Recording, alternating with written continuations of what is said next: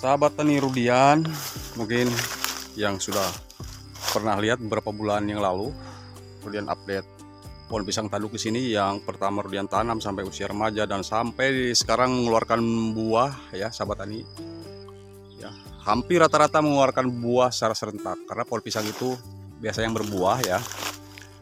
Kalau nanam hari ini 10, maka dia 10 juga kan nanti bareng panennya gitu ya, atau berbuahnya sampai dengan panen itu bareng. Kalau nanamnya 1 minggu 100 pohon juga yang akan dipanen. Nah kemarin, sekarang Rudian akan informasikan kepada sahabat tani Rudian, mungkin dari negeri jiran, sahabat netizen ya, yang komen ke Rudian itu gimana katanya pohon pisang saya, pisang tanduk ditanam malah mati, tak berbuah, kadang yang tidak mati malah tidak berbuah gitu kan. Itu heran juga ya, kadang-kadang heran juga. Tapi Rudian akan jelaskan dia semampunya Rudian di sini. Ya, dan Rudian akan kasih contoh pohon pisang yang di sini yang berbuahnya ya, sahabat tani ya. Nah, Rudian ini kan akan bahas yang berbuah di sini.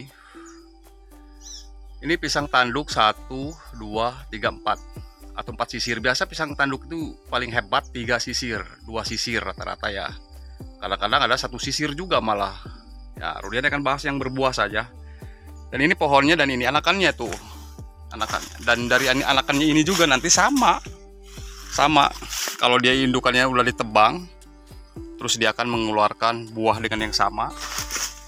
Baik secara pemupukan yang maksimal ataupun tidak maksimal. Hanya saja kalau dipupuk maksimal, buahnya akan besar gitu. Terus di bawahnya ini harus bersih. Kalau pisang tanduk mau gak bisa ditawar. Di sini pada berbuah. Dan kalau sudah berbuah, sekalipun awal nanam ataupun buah perdana dari indukannya ini, harus siapkan penopang tuh sampai 2, 1 pohon ini sampai 5 ya untuk nopang, karena ini udah roboh. Itu kelemahan daripada pisang tanduk. Dia semakin dewasa maka akan semakin naik akarnya ke atas. Terus bagaimana kalau kita ditimbun bagus, cuma semakin dia ditimbun justru dia kan menyusul matahari akarnya ya. Ditimbun dia nggak suka. Yang harus kita upayakan ada inisiatif, kita harus siapkan aja lah penopang. Jangan terlalu kuat juga, terlalu ekstrim terus menimbun, karena ditimbun itu bisa terus dia naik akarnya dan sama aja bohong. Ditimbun terus tapi tidak disiapkan penopang gitu ya. Baik di lahan datar maupun di lahan miring, apalagi kan. Di lahan miring ya otomatis kita harus buat terasering gitu. Baik, kita ke pohon pisang yang lainnya. Ini Rudian akan bahasnya ya, berdiri enak di sini. Kita kembali ke keluhan sahabat tani Rudian mengenai seputaran tentang pohon pisang tanduk. Kenapa tidak berbuah kan gitu, heran. Nah, saya bilang tadi indukannya akan sama, anakannya akan sama dengan indukan yang berbuah barusan tuh. Dia 4 sisir ya 4 sisir, dia 2 sisir 2 sisir juga. Coba aja kalau nggak percaya ya. Yang berbuah itu faktor dari mana ngambil indukannya kan gitu. Dari ngambil indukannya, apakah indukannya pernah berbuah.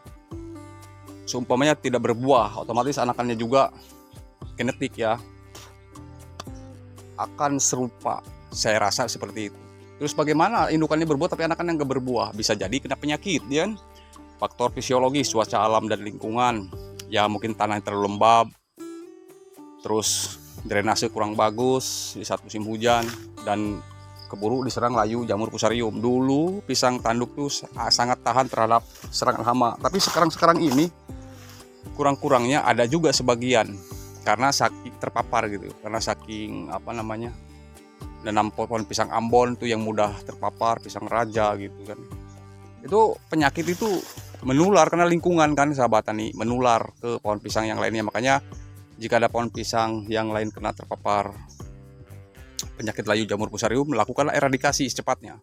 Kalau memang niatnya mau membudidayakan pohon pisang. Kalau enggak nih, ada nih Rudian kasih masukan tipsnya. Setelah dieradikasi indukannya, anakannya kan tumbuh tuh, belum terpapar seumpamanya. Kasih aja puradan kalau terdesak. Puradan 1-2 sendok, siapkan air 5 liter, sabun cuci piring itu, dan garam. Siramkan aja dia, disiramkan ke sekitaran permukaan akar tanaman pisang itu sendiri, supaya penyakitnya paling tidak ya, itu pun paling tidak ya, menekan untuk penyebaran ke pohon pisang yang lainnya gitu, virusnya itu gitu. Kalau tidak ya dieradikasi aja, jangan dibudidayakan lagi anaknya. Kalau memang bingung-bingung. Nah di sini malah berbuah, tidak ada yang tidak berbuah. Bahkan masih banyak yang nunggu tuh pohon-pohon pisang ini apa namanya Ambon itu ya, yang menunggu harus dipanen. Ini apalagi kalau hujannya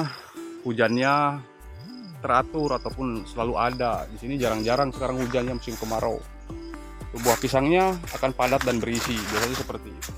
Jadi pisang itu, baik pisang tanduk maupun pisang apa aja yang ditanam, terutama pisang tanduk, dia tidak suka bawahnya banyak rumput. Nah di sini rumput banyak karena kemarau, jadi kemudian antisipasi dulu lah. Nanti kalau sudah hujan ekstrim, kemudian akan terus bersihkan rumputnya pelan-pelan ya, pelan-pelan. Yang penting rutin. Nah terus daun-daun yang kering yang sudah tidak produktif, lakukanlah pemangkasan ataupun melakukan pembuangan ya, pemotongan pada daun-daun pisang yang sudah tidak produktif. Bukan karena kemarau, karena memang pisang tanduk itu pisang apa aja kalau sudah makin tua dia kan semakin sudah tidak produktif, daunnya semakin ke bawah dan mati, kita harus dibuang. Kenapa? Kalau tidak dibuang akan terjadi hal yang tidak diinginkan ya, seperti jamur kan gitu. Pohon pisang tanduk tuh dari awal pertumbuhan sahabat tani harus lakukan pembersihan dalam masa pertumbuhan, itu masa vegetatif ya. Lakukan pemupukan N, P, dan K, atau orang Malaysia bilang lakukan pemberian baja ya. Pembaja yang kandungan komposisi unsur haranya nitrogen sekian persen, fosfat kaliumnya juga, apalagi sudah mulai masuki masa generatif. NPK mau tidak mau harus dipersiapkan ya. Tidak ada alasan untuk tidak menyiapkan pupuk NPK pada tanaman pisang. Loh, di kampung saya menanam pisang ada juga sebagian bilang tanpa pemupukan dia berbuah bagus. Alhamdulillah itu. Karena tanahnya ya unsur haranya masih subur dan kandungan di dalam tanahnya itu terdapat tanah jenis andosol ya. Karena kenapa dibilang ada andosol, ada grumasol. Kalau andosol itu kandungan unsur hara di dalam tanah itu banyak terdapat bahan-bahan seperti organik. Itu ya, beda dengan gramosol. Jika saya salah silakan tambahin, ditulis di kolom komentar. Kita sama-sama sharing dan belajar di sini seputaran tentang pohon pisang.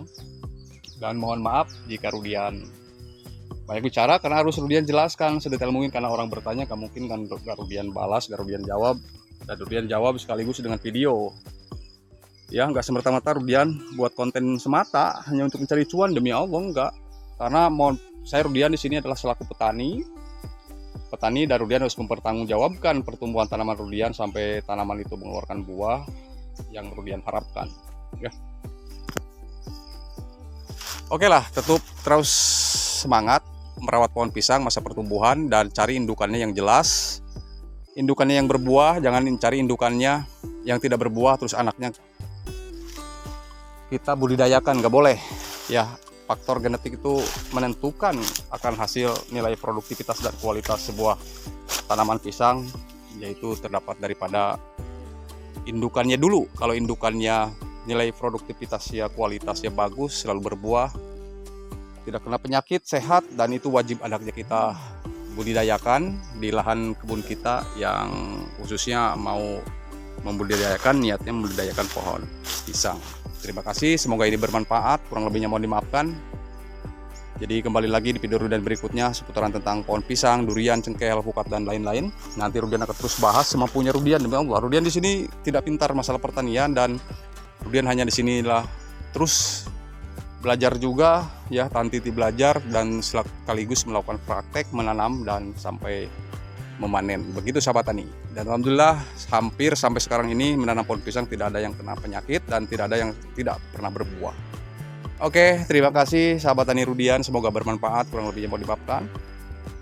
Dan insya Allah nanti kalau ada yang panen akan Rudian jelaskan kembali seputaran tentang tanaman pohon pisangnya, supaya pohon pisangnya berbuah cepat dan nilai produktivitas kualitas buah pisangnya itu sendiri nilainya sangat bagus untuk di pasaran. Terima kasih sahabat tani dan salam hormat untuk semuanya. Salam petani pisang Indonesia, semoga bermanfaat.